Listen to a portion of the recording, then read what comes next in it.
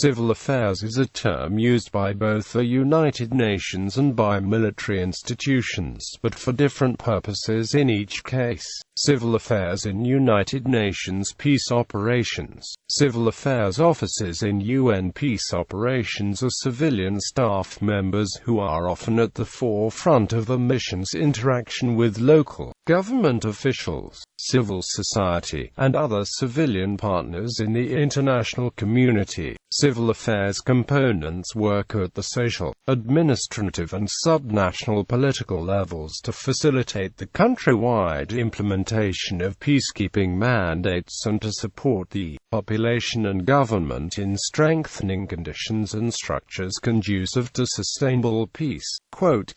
Civil affairs components are deployed in most peacekeeping missions led by the UN Department of Peacekeeping Operations and are also a feature of many special political missions led by the Department of Political Affairs. Civil affairs officers are usually deployed at the local level, where they serve as the link between the UN mission and local authorities and communities. Civil affairs components work countrywide to strengthen the social and civic conditions necessary to consolidate peace processes and are a core function of multidimensional peacekeeping operations. As of mid-2013, there were approximately 700 civil affairs officers in 13 UN peacekeeping operations worldwide. Civil affairs components perform one or more of three core roles, depending on the UN Security Council mandate given to a particular peacekeeping mission. In each role, the work of civil affairs intersects with, supports and draws upon the work of a variety of other actors. Depending on the mandate, the three core roles are 1. Cross-mission representation, monitoring and facilitation at the local level. 2. Confidence building, conflict management and support to reconciliation, and 3. Support to the restoration and extension of state authority. The roots of civil affairs in UN peace operations. There were precursors for what was later termed civil affairs in Central America and in Cambodia during the 1991 to 1993 period. For example, the United Nations Transitional Authority in Cambodia's civil administration component was responsible for the supervision of administrative structures in Cambodia, ranging from public security to finance and information. However, the first component, known officially as Civil Affairs, was formed in 1992, with the United Nations Protection Force's mandate in the former Yugoslavia. The development and growth of civil affairs work has been a critical element of the development and growth of multidimensional peace operations. With the end of the Cold War and the increase in peace operations required to respond to intrastate conflict, the UN was increasingly asked to tackle complex civilian tasks. These went beyond the quite limited role of liaising with political actors and the good officers' work that had characterized civilian peacekeepers.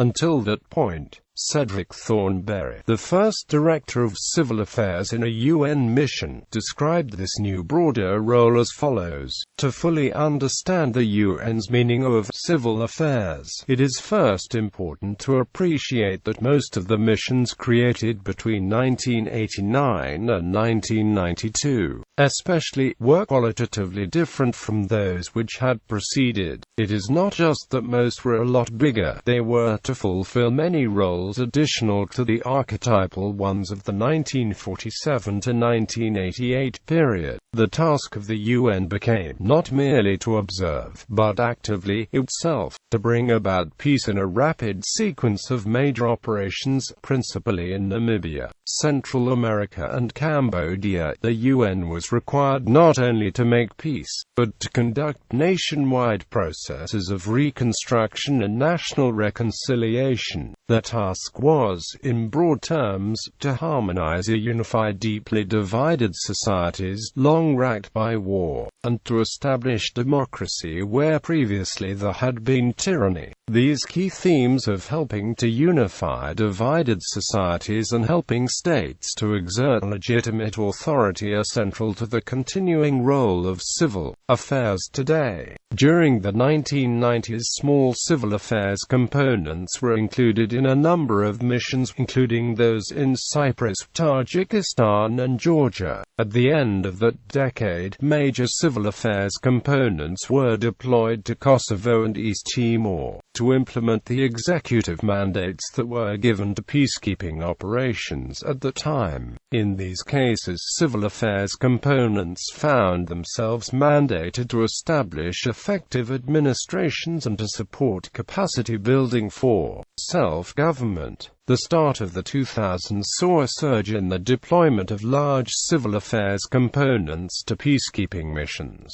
Each one had its own unique focus and contribution to make in implementing peace mandates at the local level, but each was there to strengthen links to ordinary citizens, as well as to support the development of social conditions conducive to peace and provide an overall facilitation role locally. Civil affairs into the next decade. In 2008, for the first time, the UN Departments of Peacekeeping Operations and Field Support developed and disseminated a policy directive that defines and conceptualizes the diverse work of civil affairs. This has provided the foundation for the development of this handbook, as well as training and recruitment profiles to ensure that civil affairs components are strong, well-trained and well-planned, ready to address the challenges ahead. This institutional framework will need to continue to evolve and develop in response to analysis of the ongoing shifts in the global security environment. The World Bank's World Development Report 2011, for example, found that many countries are caught in a mutually reinforcing cycle of violence and poverty. It also found that more and more people are suffering from violence that is linked to lack of governance and rule of law, rather than to outright war. These changes in the global security environment have resulted in mandates increasingly requiring high levels of civilian engagement on a wide variety of thematic and cross-cutting issues, ranging from governance, rule of law and institution building through to early peace building and protection of civilians from threats of violence.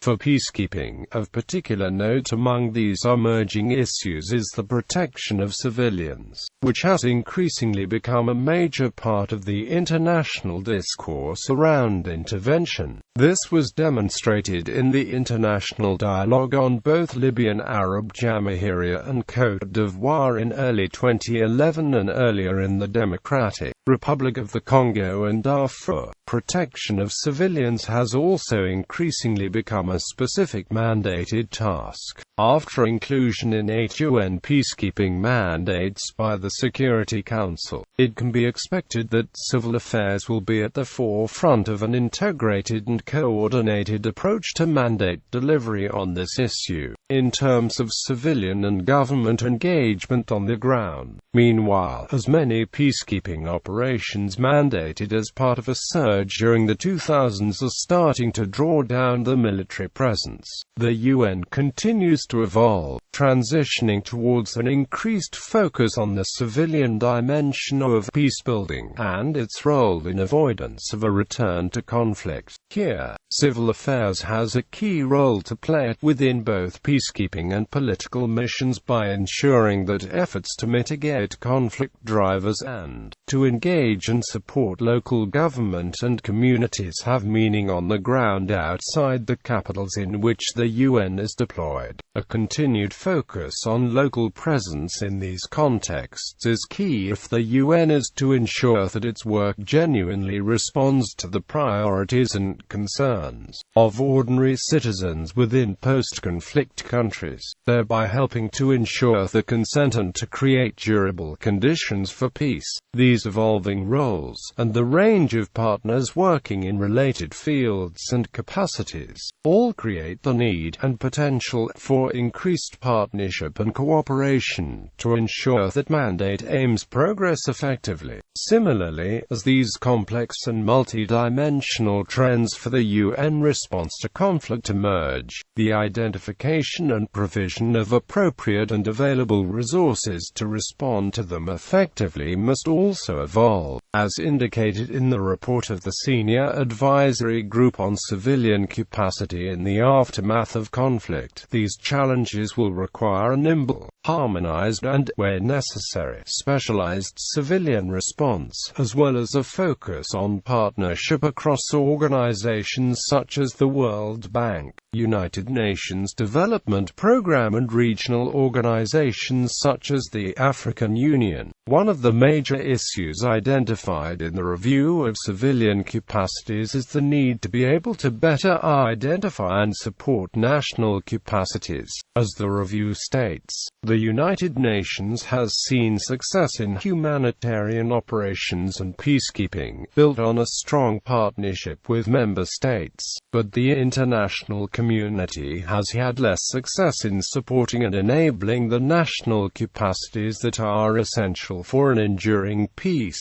19 civil affairs components have a key role to play in identifying and supporting national capacities within civil society and local government, including through helping to ensure that voices from the local level are heard in nationally led peacebuilding processes. Overall, in the evolving environment of international peace and security, a key asset of civil affairs components is their agility and their capacity to respond flexibly to the wide range of demands and expectations within Security Council mandates. One aspect of this flexibility is their ability to direct the focus depending on the availability and presence of other international partners at the local level, particularly those with expertise in highly specialized areas. Civil affairs can play an important role in mobilizing these partners in places and at times where they are most needed. This is a cost-efficient model, given the prohibitive and unnecessary expense of having a full complement of specialized expertise available in each locality around the country at all times. It also helps to ensure that local-level support is need-driven, rather than simply provided because a particular service or resource happens to be available. Civil affairs can be expected to remain at the forefront of the UN response to conflict, and to building the processes, structures, relationships and trust required to assist countries and communities to break the cycle of violence. Core Role 1. Cross-mission representation, monitoring and facilitation at the local level. Cross-mission representation, monitoring and facilitation are performed in most missions and usually throughout the life cycle of the mission. In many situations, civil affairs is the most important interface between the UN mission and the community, not just in terms of the local, regional authorities but also civil society in its broadest sense, through its multiple interactions with the local population. Civil affairs provides the mission with the pulse of the nation beyond the high-level contacts with government and political party leadership. This helps to nuance the mission's understanding of the socio-political climate, allowing analysis to move beyond the carefully articulated positions of national spokespeople and representatives,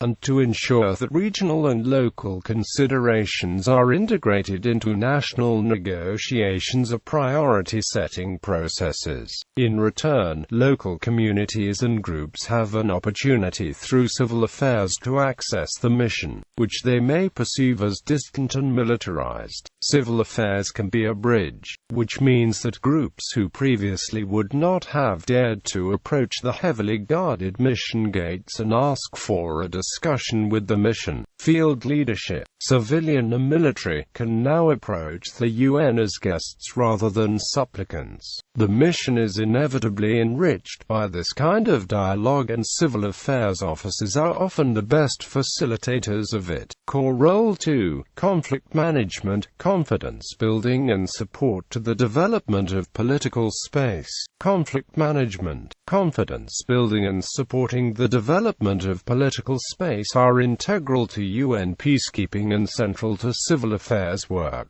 Through this role, civil affairs actively supports the development of social and civic conditions conducive to sustainable peace, and promotes popular engagement and confidence in the peace process. While often the lead component in this area of work, civil affairs usually undertakes these activities in partnership with other mission components, as well as UN agencies and local and international partners. Within the mission, police and military components and other civilian components, such as political affairs, public information and human rights, may all contribute in one way or another to objectives in this area. Core Role 3: Support to the restoration and extension of state authority. Restoration of state authority is increasingly recognized as a key element of the stabilization of fragile states and a critical requirement for keeping and building peace. This is clearly reflected in many of the recent UN Security Council resolutions, including, for example, Security Council Resolution 1974, which calls for the government of Afghanistan to improve governance and to pursue continued legislative and public administration reform in order to ensure good governance. In the case of Haiti, meanwhile, Security Council Resolution 1892 calls upon MANUSDAH, consistent with its mandate, to continue such support to strengthen self-sustaining state institutions,